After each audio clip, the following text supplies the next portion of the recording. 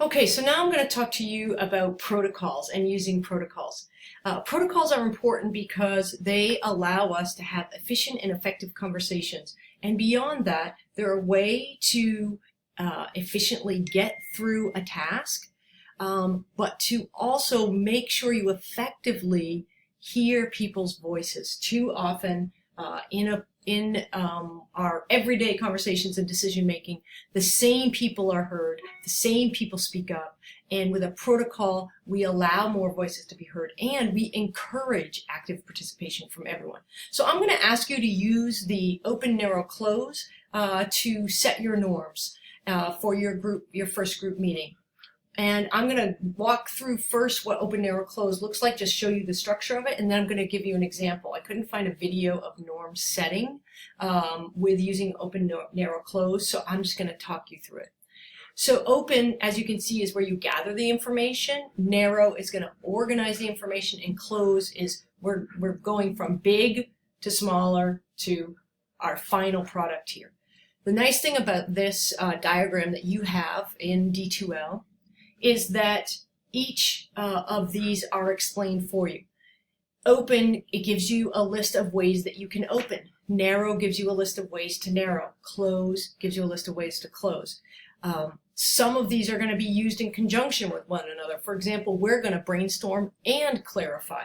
We're going to negative poll while we also we're going to use a negative poll to talk about how we narrow, combining, or prioritizing. We're actually not going to prioritize in our brainstorm because we don't care about the order of our norms, but just to give you an idea. So the way this document works, now if I scroll down, you will see that these open strategies are all explained right here. And they do a really great job of what does it mean to make a proposal, to provide a suggestion or offer for others to consider, and a specific example. Jim, you've thought a lot about this issue. Please define the problem for us, right? Or creating a list. When might I use a list? Okay, we know that recess is a mess. What are the top 4 things that we're going to address immediately in recess to start to get a handle on it? Because we can't fix it all at once, and we just go in circles when we talk about all of the problems that there are. Brainstorming, so it walks you down through giving you ideas how to do this. All right, narrowing, our second stage. Once we've got our list, once we've opened, we need to make it a little smaller perhaps. Maybe we have out of those 4 or 5 ideas, we can really only tackle 2 to 3 of them. So how are we going to prioritize our ideas for the playground? Okay, you might do that by having people say pros and cons of starting with this idea as opposed to that idea, or advocating. I think it's most important to start with really getting that kickball game under control, because that's where a lot of our fights start. Okay, in the brainstorm, I'm going to give you an example of people who have duplicate ideas that aren't exactly the same, and how we combine duplicates to get, as they say, about 50 ideas down to a manageable number. Then we're going to move on to the close. Again, it's depicted right here. And these are ways to make a final decision. A negative poll, build up and eliminate, a straw poll, a both and I'm going to give you another one at the end. So let's start with the brainstorm. We'll go back. Again, part of running a protocol and having a protocol work well is really dependent on the facilitator. If you don't have a strong facilitator, you might as well not use a protocol. So I might say to people, we are going to brainstorm a list of norms. It's a new group. There's 10 of us. We want to make sure we're efficient and we're effective. We want to make sure we don't leave this meeting without getting anything done. And people say, well, what a waste of time. I'm sure you've never experienced that before, right? We want to make sure that these meetings are effective. So we're going to brainstorm some norms that we all agree to. That is non-negotiable. So I'm not asking you whether or not you want to. We're going to have norms that we can agree to. So we're going to start this with a brainstorm. A brainstorm is exactly that. A brainstorm is where we're going to talk about our ideas without evaluating them. So I might say, okay, so what do we think some of our norms might be? Just start throwing them out. And someone says start and stop on time. Okay, somebody else, don't interrupt. So another person says, let others finish first. And someone says, wait, isn't that the same as don't interrupt? As a facilitator, your job is to say, remember, we're just brainstorming. We are going to get to the clarify, so let's keep going. And there might be slightly different thinking between the don't interrupt and let others finish. Someone else says share the air. follow decision-making protocol. 2 before you. Again, you're going to find as a facilitator, people are going to try very hard to leave the protocol. And they're going to say, well, what is 2 before you? I don't even understand that. Yep, we're going to get to it in a second. This is just the brainstorm right now. Okay, no side conversations. What else? Stick to the agenda. Anything else? Yeah, no bird walks. Now people are having side conversations. What is a bird walk? And I say to them, remember, I'm the facilitator. I've got to be strong, right? Remember, guys, we're brainstorming right now, so let's just stick to that task. No meetings without food. And maybe finally agree to disagree. Okay, now we have our brainstorm. Right now, we've got a list of 2, 4, 6, 8, 10, 11 or so. I'm sorry, I don't have that list up there for you. Okay, and I'm going to set a time for this. We're not going to brainstorm for more than 3 minutes, right? So our 3 minutes is up. We think we've covered everything. Is there, before I go on, rather than me saying, for example, okay, I think we've got everything we want, as I just started to say. I think we've got everything we want. Let's move on.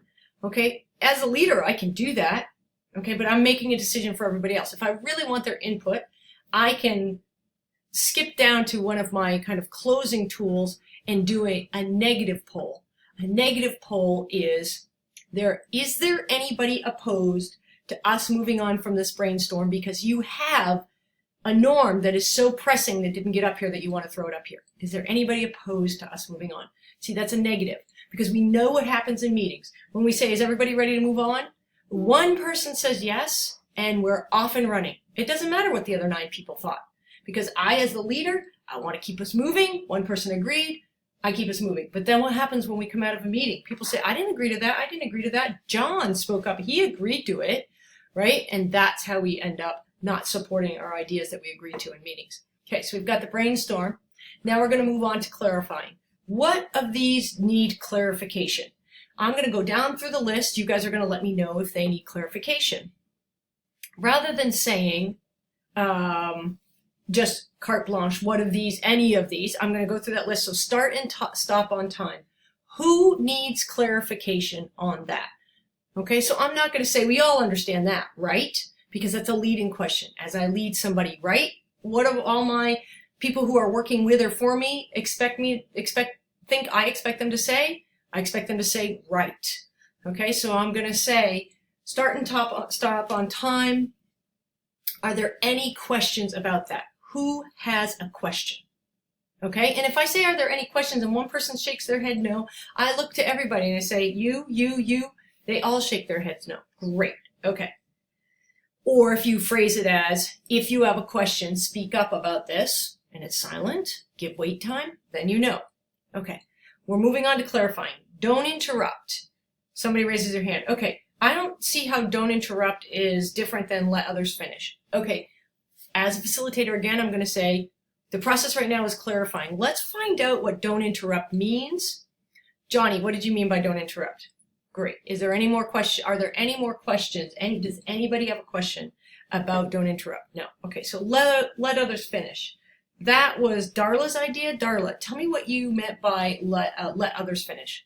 So Darla says, well, I do think it's different than don't interrupt because sometimes when somebody's in the middle of a sentence, people just jump right in and it's a blatant disrespect. You just interrupt that person. But other times people you can tell they're thinking, they take a breath or they pause, and someone else jumps in with an idea and somehow it's more acceptable. It's not a blatant disruption. So I think they're different. Someone else says, yeah, but I think if we combine them, and you say, wait, we're just clarifying. We're not narrowing yet. So who has other questions about what let others finish mean? Nobody. Okay. So somebody said we go down through each of them, right? And then 2 before you. All right, Daquan, what does 2 before you mean? Well, what I meant by that is kind of what Sally just said about sharing the air. Like if one person is always talking all the time, we don't get to have a voice. So I was meaning 2 before you means if you talk, 2 other people speak before you can speak again. Okay, thanks for that explanation. So we work all the way down through. What does no bird walks mean? That means we don't leave the agenda. We're not going on to a side conversation about something else. Now we've clarified. So before I move on, are there any further clarifications that we need on any of these? Is there anybody who is still confused? If you are, now's your time. Wait time. Nobody's confused? Okay, now let's narrow. So we have about 11 norms here, and we really only want 5 to 7. Are there any we can combine? Okay, and somebody else says, don't interrupt and let others finish. Well, we already knew there was conversation about that somebody saw it as different. So if someone just says, yeah, we can combine those, as a good facilitator, I'm not going to say, okay, yeah, let's combine those, because we already know Sally and Darla had different ideas about that. Okay, so I now am going to go to their suggestion for combining don't interrupt and let others finish, even though we know they're slightly different. We can, again, now we can jump down to this tool. Is there anybody who wants to advocate for keeping one of those separate? Okay, so somebody might say it's really important to keep let others finish. It might be silent and nobody wants to advocate for it. So you say, okay, so since nobody's advocating for keeping them separate, then Sally says, well, what if this? Could we all agree that we have the understanding that interruption is interruption, even if it's somebody taking a pause? And I say, yeah, we can agree to that. Well, has everybody else? No.